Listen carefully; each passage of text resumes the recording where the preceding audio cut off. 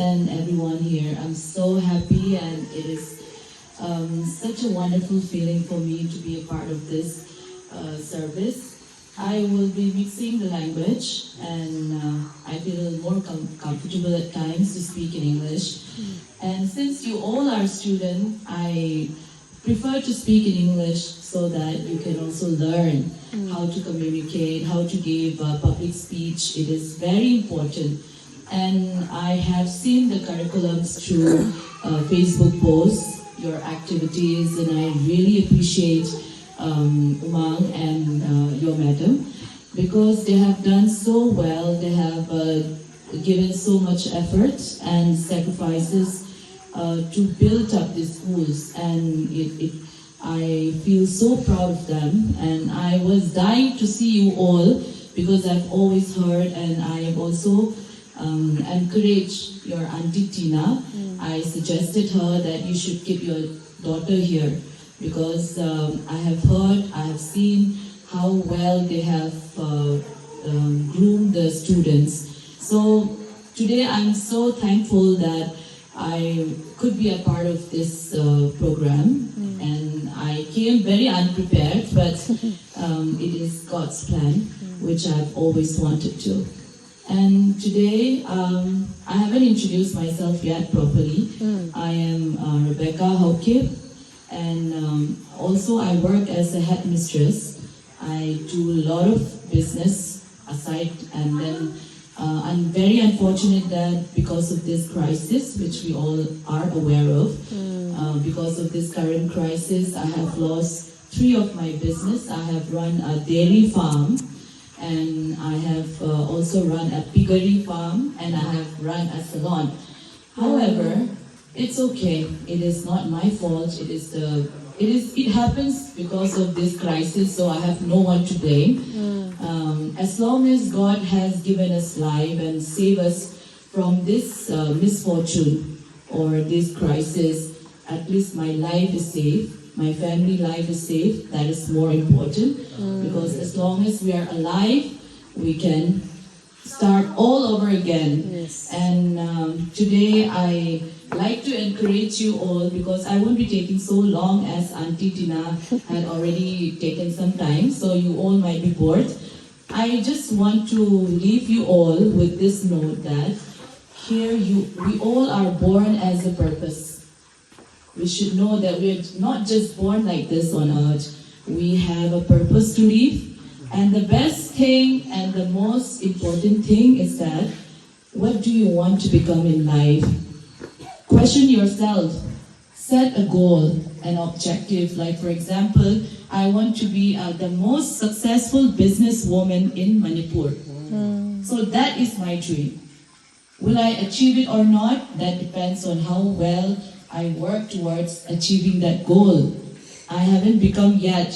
Before I reach my objective, I lost everything, but I haven't given up yet. God gave me life and the wisdom and the strength and good health. So I will start all over again. Whatever happens in the past, we should not linger or think back why this is happening, because it is not within our control. Certain situations are beyond control, but I really thank God that this situation had brought me closer to God and gave me a greater purpose to serve my people, my community. I was never into political affairs. I was always doing my own thing.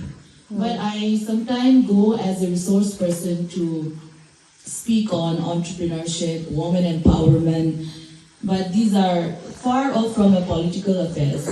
But now I came, it is not of my willingness, but Kuki Inpi Manipur and some other friends from different fields and background, they have recommended me, and today I have become All Kuki Women Organization for Human Rights as a spokesperson. So how well I speak, how bad I speak, today nobody will see me as Rebecca. People will see me as the Kuki Women Organization spokesperson. So my role and responsibility is so big. Sometimes I feel like, oh, this is too big for me.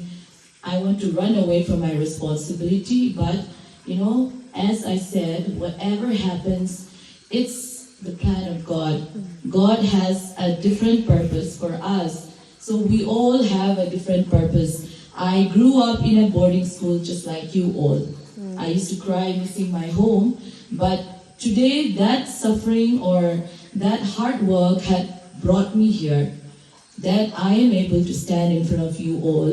I have become financially independent. I don't have to, depend on my husband. I don't ask money from my husband because the kind of education I got from my boarding school or my schools had made me up to this.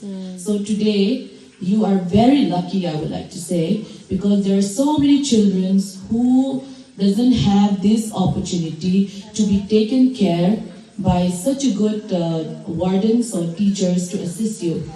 Your friends coming as a day scholars, they will not be sitting with the family and pray, or they might not have time to focus on their studies, but you all have that standard time to study, to eat together, to sleep together. This is the kind of environment where no outsiders would interfere, and nobody has to come and disturb your studies and your daily curriculum activities. So you are very blessed. And I really appreciate your sir and ma'am, because I have known and seen the kind of effort they have given. Sometimes we used to talk over how to improve and bring in more development in education, in cycle area side. But by God's grace, in spite of this crisis, there are so many students who are now addicted into drugs, or their parents died, or they don't have a home to stay. They couldn't continue to study.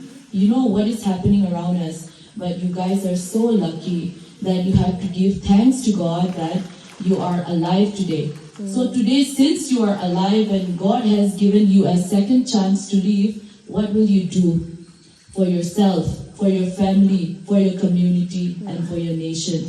This is what you have to question yourself. And today, each of you, just don't go and study and learn by heart, question and answer. You have to understand.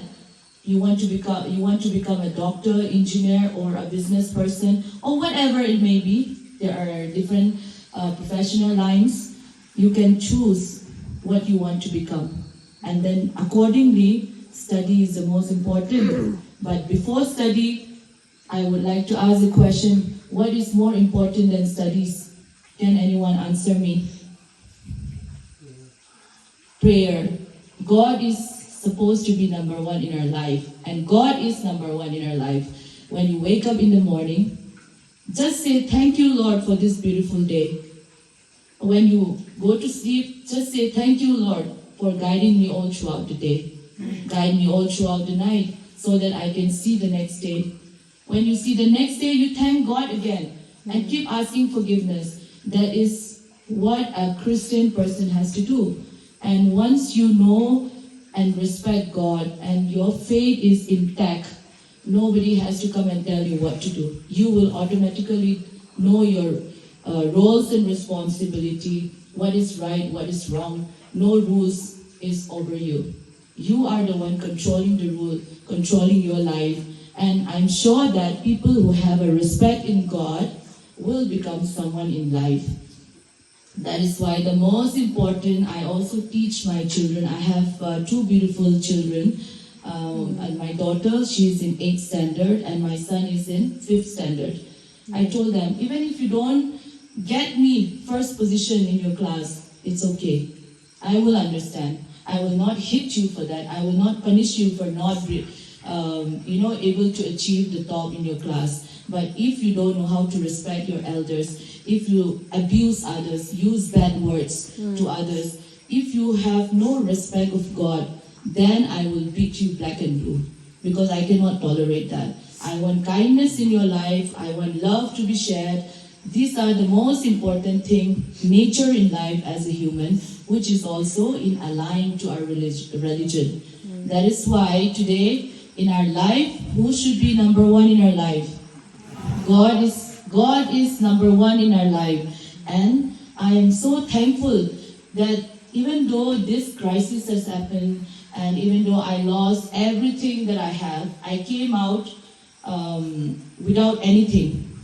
But God blessed me so much that now I have more than what I used to have. And the best part is that I have more spiritual connection to God. Amen. Which is why I'm so thankful. And this is like a testimony for me also, that having God in life, you become important in the eyes of human, and I'm sure that God will also be pleased with you in whatever you do. So today, don't just study. Try to understand what you're reading. That is called quality education. Just don't go and learn by heart question and answer. Read the textbook. Try to understand what does it mean, because you all understand English. So you know the meaning of it. You learn your textbook. After reading the textbook, just ask yourself what is there in the question. Read the question, and if you can answer that in your own language, that means you have that quality education. That is why just by learning by heart, question answer, and scoring 100 marks is not going to lead you anywhere in life. But you reading the textbook, asking the question here, answering it on your own is a test of your knowledge and understanding. And that is going to lead you the way. So always be active in your extracurricular activities like singing, dancing, sports. These are also a part of education that will exercise your brain. After that, when you read your book, pray to God. If there is anything you don't understand, just shut your book, pray to God and say, I cannot understand this. Help me to understand this. Then you will gradually, and open the book again, take 5 minutes break and then start studying again. And 100% I can guarantee that you will easily understand what you have been trying for the past 1-2 hours. So these are a small thing which I have also done in my life, which had helped me. I have not talked about all of this from other story. I'm talking about this from my own story, which I've gone through when I was like you all. So I am the witness of my own story. And so that is why I know how important it is to understand the meaning of education, the purpose of your life, and respect, obey your elders. These are the standard procedure as the children of God. So that is why you need to have 100% faith in God. That is number one in your life. Then that will lead you your way, and that is the only source of success and blessings in your life. So that is what I would like to leave you all with. And as a gesture of appreciation to you all and to motivate and encourage you, I have some goodies here. Some candies and chocolates, which whatever I can get it from the market. So right after this devotion, we'll enjoy it together. And I guess that is all I have to leave you all. Always remember, number one in your life is God, and then everything will fall into places. Always have aims and objective in life. Don't just study blindly. Think of what you want to become. You want to become a doctor, engineer, whatever you wish to become in life. You choose, and accordingly you focus on your book. Education is also very important. That is all I like to leave you for tonight. And once again, thank you for giving me this opportunity. I'm so grateful, and I feel so wonderful to see you all.